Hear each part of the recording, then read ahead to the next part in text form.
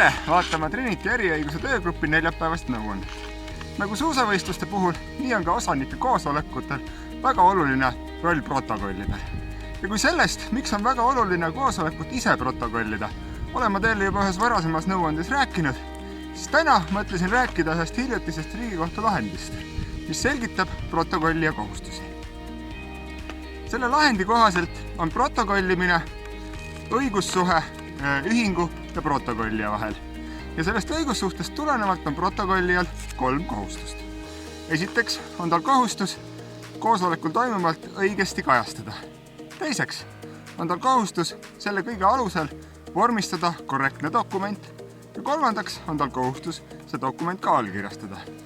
Kui protokollija mõnda nendest kohustustest ei täida või esineb seal mingeid mööndusi, siis on ühingul alati õigus seda protokollijalt nõuda ja esitada siis vastav nõue. Kui teil tekib sellega seoses mingeid küsimusi, võtke meiega julgesti ühendust. Aitäh vaatamast!